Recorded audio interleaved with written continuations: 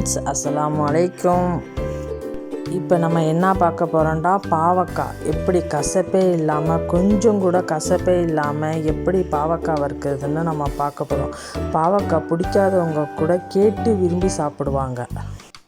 First பாவக்காய் எடுத்து இந்த மாதிரி மேலே உள்ள தோல்களை இந்த மாதிரி நம்ம சீவி எடுத்துக்கணும். இதோடு நம்ம செஞ்சோம்னா கசப்பு இருக்கும். அப்படி சீவி எடுத்துக்கிட்டோம்னா கொஞ்சம் கூட கசப்பே இருக்காது. இப்போ பாவக்காவை நம்ம அரிஞ்சு கழுவி ரெடி பண்ணி வச்சுக்குவோம்.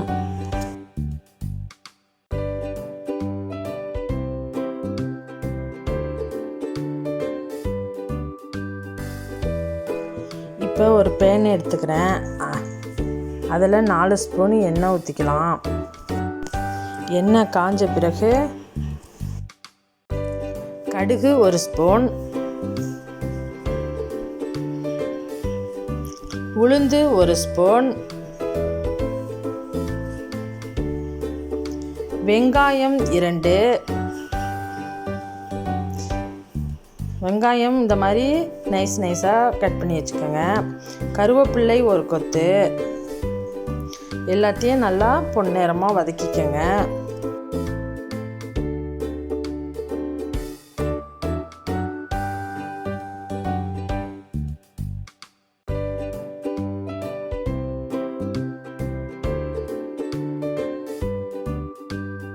இப்போ நம்ம அரிஞ்சு சுத்தம் பண்ண வச்ச பாவக்காவை நம்ம அதில் போட்டுக்குவோம்.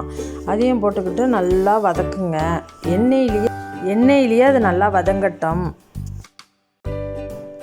உப்பு 1 ஸ்பூன், பச்சை மிளகாய் 1,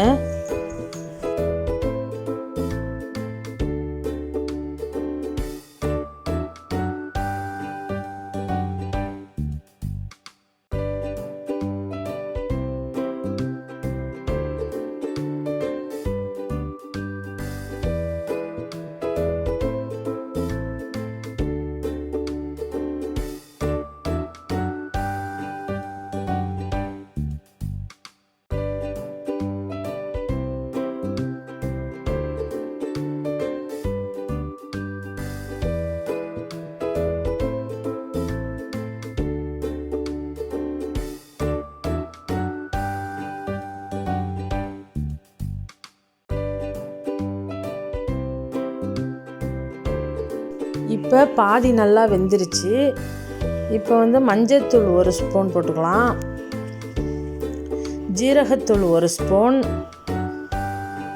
மிளகாய்த்தூள் 1 ஸ்பூன் போட்டுக்கோங்க.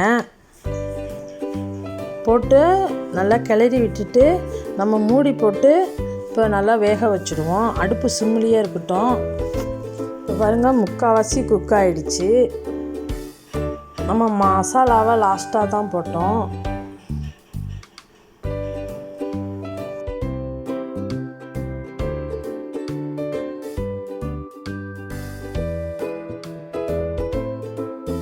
காரம் கொஞ்சம் கம்மியாக இருக்குது, அதனால் இன்னும் ஒரு 1/2 ஸ்பூன் நான் போட்டுக்கிறேன்.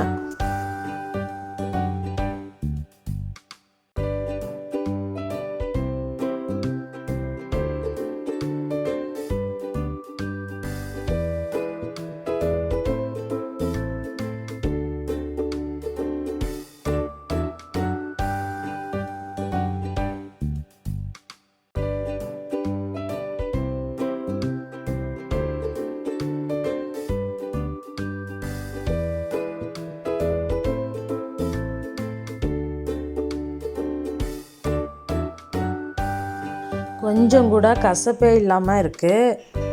இந்த மாதிரி நீங்களும் செஞ்சு பாருங்கள். கொஞ்சம் டேஸ்ட்டுக்காக நான் தேங்காய் 1 கப் போட்டுக்கிறேன். இந்த மாதிரி நீங்களும் செஞ்சு பாருங்கள். கொஞ்சம் கூட கசப்பே இருக்காது. இது ரசத்துக்கெல்லாம் நம்ம சைடிஷாக வச்சுக்கலாம். இந்த மாதிரி நீங்களும் செஞ்சு பார்த்துட்டு கமெண்டில் சொல்லுங்கள்.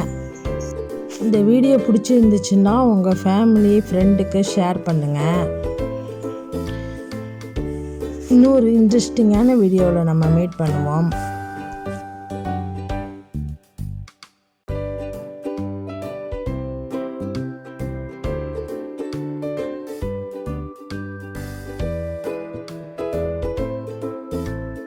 இந்த வீடியோ உங்களுக்கு பிடிச்சிருந்துச்சுன்னா லைக் பண்ணுங்கள், ஷேர் பண்ணுங்கள், கமெண்ட் பண்ணுங்கள். முக்கியமாக சப்ஸ்கிரைப் பண்ணிக்கங்க.